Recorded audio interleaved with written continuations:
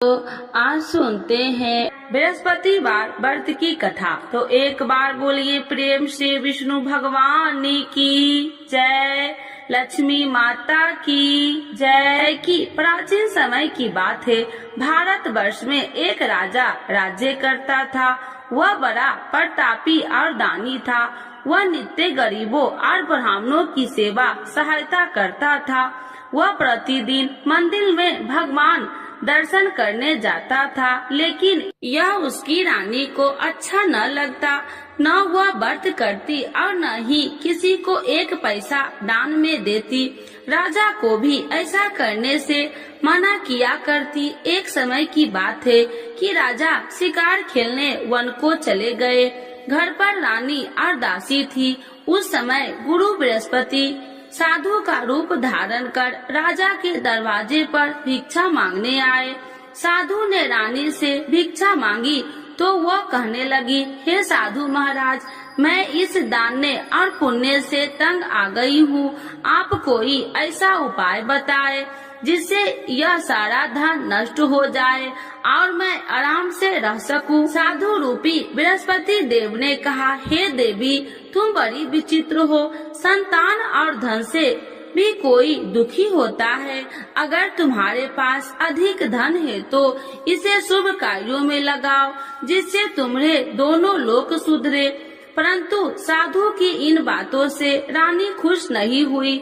उसने कहा कि मुझे ऐसे धन की आवश्यकता नहीं जिसे मैं दान में दूं तथा जिसको संभालने में ही मेरा सारा समय नष्ट हो जाए। साधु ने कहा, यदि तुम्हारी ऐसी इच्छा है तो जैसे मैं तुम्हें बताता हूँ तुम वैसे ही करना। बृहस्पतिवार के दिन तुम घर को गोबर से लिपना, अपने केसे को पीली मिट्टी से धोना, केसे को धोते समय स्नान करना, राजा से हजामत बनाने को कहना, भोजन में मांस मदिरा खाना, कपड़ा धोबी के यहाँ धुलने डालना। इस प्रकार 7 बृहस्पतिवार करने से तुम्हारा समस्त धन नष्ट हो जाएगा। इतना कहकर साधु बने बृहस्पति देव अंतर ध्यान हो गए। साधु के कहे अनुसार करते हुए रानी को केवल 3 बृहस्पतिवार ही बीते थे कि उसकी समस्त धन संपत्ति नष्ट हो गई। भोजन के लिए परिवार तरसने लगा। एक दिन राजा रानी से बोला, हे रानी, तुम यहीं रहो, मैं दूसरे देश को जाता हूँ, क्योंकि यहाँ पर मुझे सभी जानते हैं, इसीलिए मैं कोई छोटा कार्य नहीं कर सकता। ऐसा कहकर राजा परदेश चला गया। वहाँ वह जंगल से लकड़ियाँ काट कर लाता और शहर में बेचता। इस तरह वह अपना जीवन व्यतीत करने लगा। इधर राजा के बिना रानी और दासी दुखी रहने लगी। एक समय जब रानी और दासियों को 7 दिन बिना भोजन के रहना पड़ा तो रानी ने अपनी दासी से कहा, हे दासी, पास ही के नगर में मेरी बहन रहती है, वह बड़ी धनवान है, तू उसके पास जा और कुछ ले आ ताकि थोड़ा बहुत गुजर बसर हो जाए। दासी रानी की बहन के पास गई। उस दिन बृहस्पतिवार था।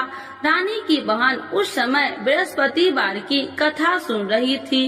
दासी ने रानी की बहन को अपनी रानी का संदेश दिया, लेकिन रानी की बहन ने कोई उत्तर नहीं दिया। जब दासी को रानी की बहन से कोई उत्तर नहीं मिला तो वह बहुत दुखी हुई। उसे क्रोध भी आया। दासी ने वापस आकर रानी को सारी बात बता दी। सुनकर रानी ने अपने भाग्य को कोसा।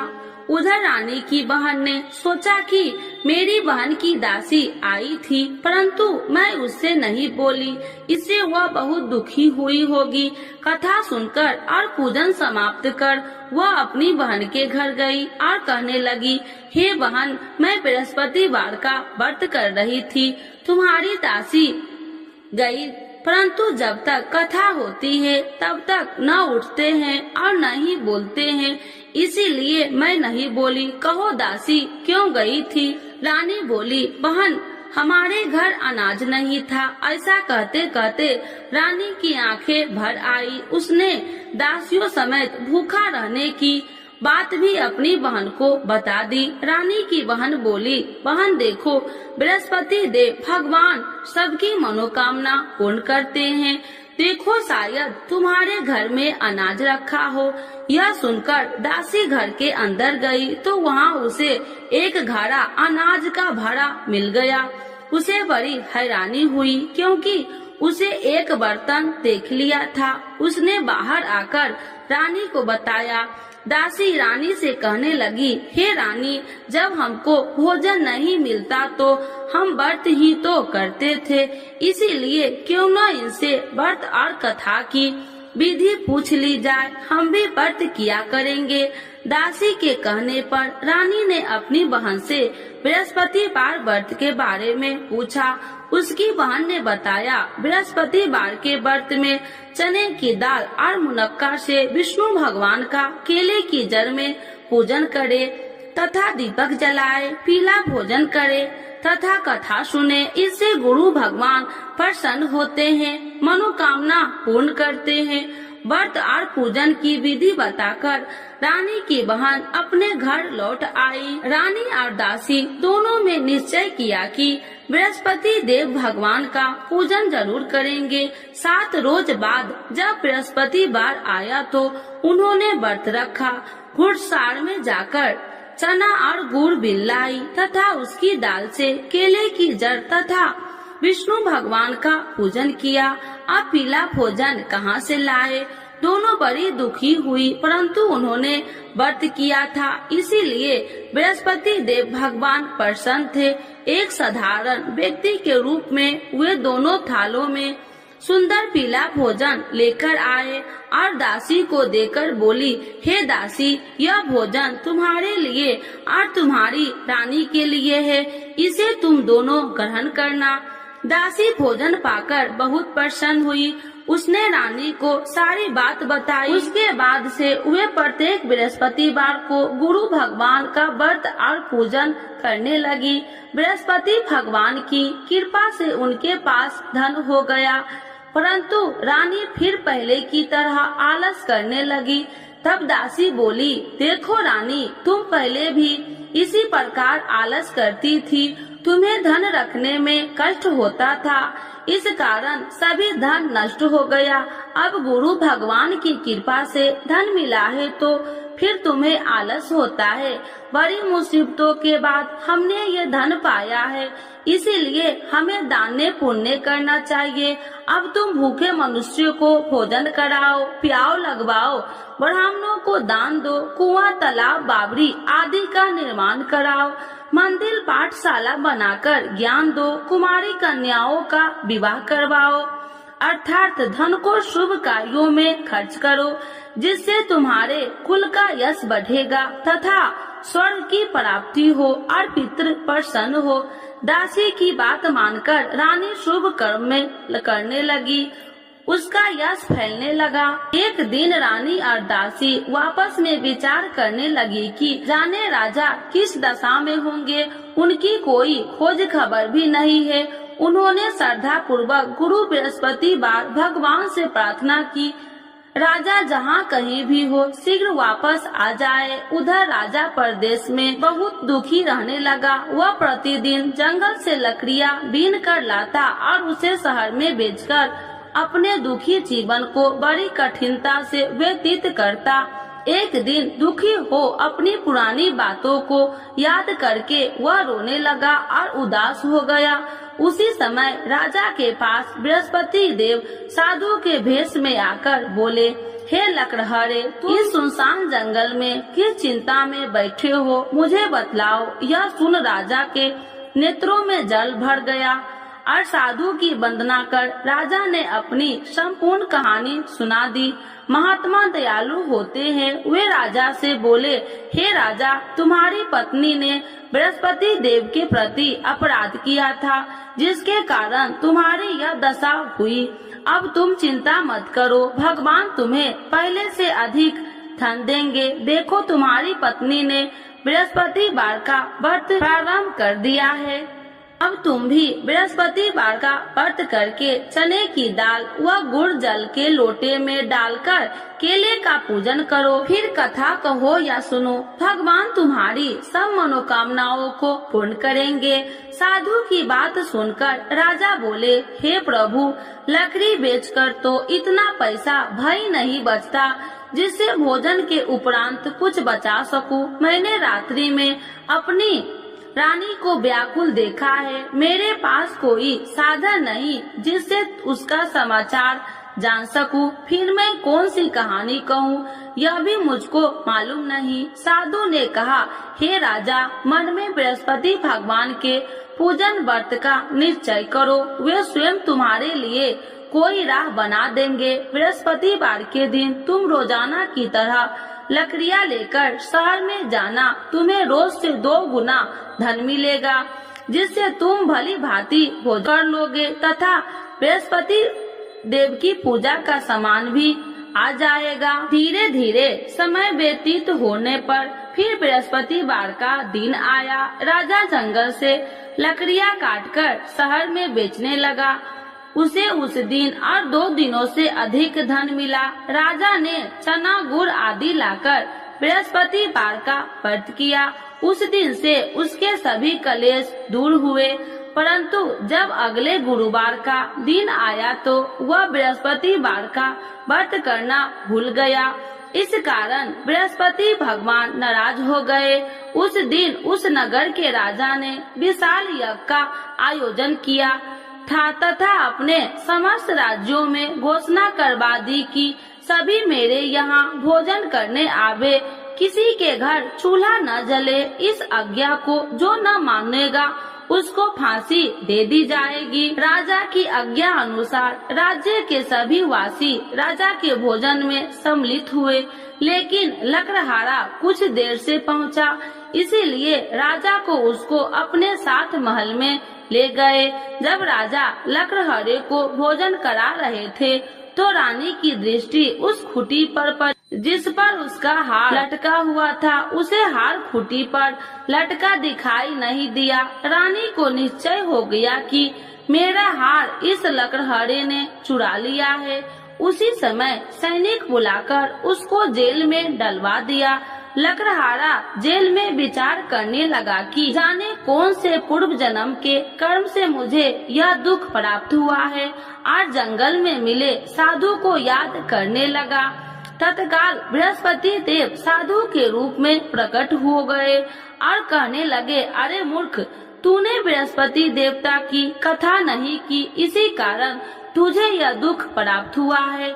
अब चिंता मत कर, बृहस्पतिवार के दिन जेल खाने के दरवाजे पर तुझे 4 पैसे पड़े मिलेंगे। उनसे तू बृहस्पतिवार की पूजा करना तो तेरे सभी कष्ट दूर हो जाएंगे। अगले बृहस्पतिवार उसे जेल के द्वार पर 4 पैसा मिले। राजा के पूजा का सामान मंगवाकर कथा कही और प्रसाद बांटा। उसी रात्रि में बृहस्पति देव ने उस नगर के राजा को स्वप्न में कहा, हे राजा, तूने जिस जेल में बंद किया है उसे कल छोड़ देना, वह निर्दोष है। राजा प्रातः काल उठा और खूंटी पर हार टंगा देकर लकड़हारे को बुलाकर क्षमा मांगी तथा राजा के योग्य सुंदर वस्त्र आभूषण भेंट कर उसे विदा किया। गुरुदेव की आज्ञा अनुसार राजा अपने नगर को चल दिया। राजा जब नगर के निकट पहुंचा तो उसे बड़ा ही आश्चर्य हुआ। नगर में पहले से अधिक बाग, तालाब और कुएं तथा बहुत सी धर्मशालाएं, मंदिर आदि बने हुए थे। राजा ने पूछा कि यह किसका बाग और धर्मशाला है। तब नगर के सब लोग कहने लगे कि यह सब रानी और दासी द्वारा बनवाए गए हैं। राजा को आश्चर्य हुआ और गुस्सा भी आया कि उसकी अनुपस्थिति में रानी के पास धन कहां से आया होगा। जब रानी ने यह खबर सुनी कि राजा आ रहे हैं तो उसने अपनी दासी से कहा, हे दासी, देख राजा हमको कितनी बुरी हालत में छोड़ के गए थे, वह हमारी ऐसी हालत देखकर लौट न जाए, इसीलिए तू दरवाजे पर खड़ी हो जा।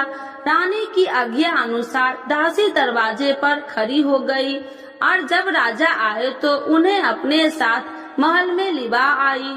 तब राजा ने क्रोध करके अपनी तलवार निकाली और पूछने लगी, बताओ यह धन तुम्हें कैसे प्राप्त हुआ। तब रानी ने सारी कथा कह सुनाई। राजा ने निश्चय किया कि मैं रोजाना दिन में 3 बार कहानी कहा करूँगा और रोज व्रत किया करूँगा। अब हर समय राजा के दुपट्टे में चने की दाल बंधी रहती तथा दिन में 3 बार कथा कहता। एक रोज राजा ने विचार किया कि चलो अपनी बहन के यहाँ हो आऊं। इस तरह का निश्चय कर राजा घोड़े पर सवार हो अपनी बहन के यहाँ चल दिया। मार्ग में उसने देखा कि कुछ आदमी एक मुर्दे को लिए जा रहे हैं। उन्हें रोककर राजा कहने लगा, अरे भाइयों, मेरी बृहस्पतिवार की कथा सुन लो। वे बोले, लो हमारा तो आदमी मर गया है, इसको अपनी कथा की पड़ी है। परंतु कुछ आदमी बोले, अच्छा कहो, हम तुम्हारी कथा भी सुनेंगे। राजा ने दाल निकाली और कथा कहनी शुरू कर दी। जब कथा आदि हुई तो मुर्दा हिलने लगा और जब कथा समाप्त हुई तो राम राम कह के वह मुर्दा खड़ा हो गया। राजा आगे बढ़ा, उसे चलते चलते शाम हो गई। आगे मार्ग में उसे एक किसान खेत में हल चलाता मिला। राजा ने उसे कथा सुनने का आग्रह किया, लेकिन वह नहीं माना। राजा आगे चल पड़ा। राजा के हटते ही बैल पछाड़ खाकर गिर गए तथा किसान के पेट में बहुत जोर से दर्द होने लगी। उसी समय किसान की माँ रोटी लेकर आई। उसने जब देखा तो अपने पुत्र से सब हाल पूछा। बेटे ने सभी हाल बता दिया। बुढ़िया दौड़ी दौड़ी उस घुड़सार के पास पहुँची और उसने बोली, मैं तेरी कथा सुनूंगी, तू अपनी कथा मेरे खेत पर ही चलकर कहना। राजा ने लौटकर बुढ़िया के खेत पर जाकर कथा कही, जिसके सुनते ही बैल खड़े हो गए तथा किसान के पेट का दर्द भी बंद हो गया। राजा अपनी बहन के घर पहुंच गया। बहन ने भाई को खूब मेहमानबाजी की। दूसरे रोज प्रातः काल राजा जागा तो वह देखने लगा कि सब लोग भोजन कर रहे हैं। राजा ने अपनी बहन से जब पूछा, ऐसा कोई मनुष्य नहीं है जिसने भोजन नहीं किया हो, जो मेरी बृहस्पतिवार की कथा सुन ले। बहन बोली, हे भैया, यह देश ऐसा ही है। यहाँ लोग पहले भोजन करते हैं, बाद में कोई अन्य काम करते हैं। फिर वह एक कुम्हार के घर गई, जिसका लड़का बीमार था। उसे मालूम हुआ कि उसके यहाँ 3 दिन से किसी ने भोजन नहीं किया है। रानी ने अपने भाई की कथा सुनने के लिए कुम्हार से कहा। वह तैयार हो गया। राजा ने जाकर बृहस्पतिवार की कथा कही, जिसको सुनकर उसका लड़का ठीक हो गया। अब तो राजा को प्रशंसा होने लगी। एक दिन राजा ने अपनी बहन से कहा, हे बहन, अब मैं अपने घर जाऊंगा, तुम भी तैयार हो जाओ। राजा की बहन ने अपनी सास से अपने भाई के साथ जाने की आज्ञा मांगी। सास बोली, हाँ चली जा, मगर अपने लड़कों को मत ले जाना, क्योंकि तेरे भाई के कोई संतान नहीं है। बहन ने अपने भाई से कहा, हे भैया, मैं तो चलूंगी, मगर कोई बालक नहीं चलेगा। अपनी बहन को भी छोड़कर दुखी मन से राजा अपने नगर को लौट आया। राजा ने अपनी रानी से सारी कथा बताई और बिना भोजन किए वह सैया पर लेट गया। रानी बोली, हे प्रभु, बृहस्पति देव ने हमें सब कुछ दिए हैं, वे हमें संतान अवश्य देंगे। उसी रात बृहस्पति देव ने राजा को स्वप्न में कहा, हे राजा, उठ, सभी सोच त्याग दे, तेरी रानी गर्भवती है। राजा को यह जानकर बड़ी खुशी हुई। 9वें महीने में रानी के गर्भ से एक सुंदर पुत्र पैदा हुआ। तब राजा बोला, हे रानी, स्त्री बिना भोजन के रह सकती है, परंतु बिना कहे नहीं रह सकती। जब मेरी बहन आए तो तुम मुझसे कुछ मत कहना। रानी ने हाँ कर दी। जब राजा की बहन ने यह शुभ समाचार सुना तो वह बहुत खुशी हुई तथा बधाई लेकर अपने भाई के यहाँ आई। रानी ने तब उसे आने का उलाहना दिया। जब भाई अपने साथ ला रहे थे तो तब टाल गई, उनके साथ न आई और आज अपने आप भागी भागी बिना बुलाए आ गई। तो राजा की बहन बोली, भाई मैं इस प्रकार न कहती तो तुम्हारे घर औलाद कैसे होती। बृहस्पति देव सभी मनोकामनाएं पूर्ण करते हैं। जो श्रद्धा भाव पूर्वक बृहस्पतिवार का व्रत करता है एवं कथा पढ़ता है अथवा सुनता है और दूसरों को सुनाता है, बृहस्पति देव उसकी सभी मनोकामनाएं पूर्ण करते हैं, उनकी सदैव रक्षा करते हैं। जो संसार में सद्भावना से गुरुदेव का पूजन एवं व्रत सच्चे हृदय से करते हैं, उनकी सभी मनोकामनाएं वैसे ही पूर्ण होती है जैसे सच्ची भावना से रानी और राजा ने बृहस्पति देव की कथा का गुणगान किया तो उनकी सभी इच्छाएं बृहस्पति देव जी ने पूर्ण की। अनजाने में भी बृहस्पति देव की उपेक्षा न करे, ऐसा करने से सुख शांति नष्ट हो जाती है। इसीलिए सबको कथा सुनने के बाद प्रसाद लेकर जाना चाहिए। हृदय से उनका नमन करते हुए जयकारा बोलना चाहिए। तो एक बार बोलिए प्रेम से बृहस्पति भगवान की जय, विष्णु भगवान की जय, लक्ष्मी माता की जय। आरती श्री बृहस्पति देव की। ओम जय बृहस्पति देवा, स्वामी जय बृहस्पति देवा। छीने छीने भोग लगाऊं, छीने छीने भोग लगाऊं, कदली फल में बा। ओम जय बृहस्पति देवा, तुम्हें पूरन परमात्मा, तुम्हें अंतर्यामी, स्वामी तुम्हें अंतर्यामी।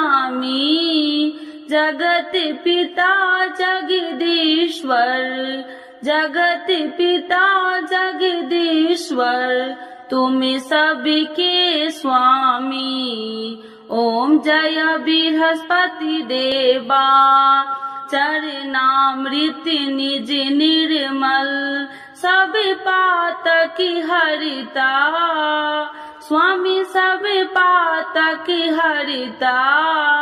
सकल मनोरथ दायकी, सकल मनोरथ दायकी, कृपा करो भरता।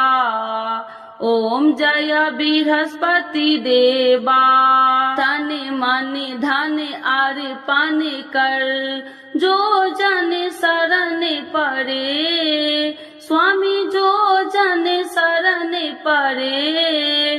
प्रभु प्रकट तब हो करे, प्रभु प्रकट तब हो कर, आकर द्वार खड़े। ओम जय बृहस्पति देवा, दीन दयाल दयानिधि, भक्तन हितकारी, स्वामी भक्तन हितकारी। पाप दोष सब हरता, पाप दोष सब हरता, भव बंधन हारी। ओम जय बृहस्पति देवा, सकल मनोरथ दायकी, सब संशय तारो, स्वामी सब संशय तारो। विषय विकार मिटाओ, विषय विकार मिटाओ, संतन सुखकारी। ओम जय बृहस्पति देवा, जो कोई आरती तेरी प्रेम सहित गावे, स्वामी प्रेम सहित गावे। ज्येष्ठानंद बंद सो, ज्येष्ठानंद बंद सो, सो निश्चय पावे। ओम जय बृहस्पति देवा, स्वामी जय बृहस्पति देवा। बृहस्पति भगवान की जय, विष्णु भगवान की जय, लक्ष्मी माता की जय।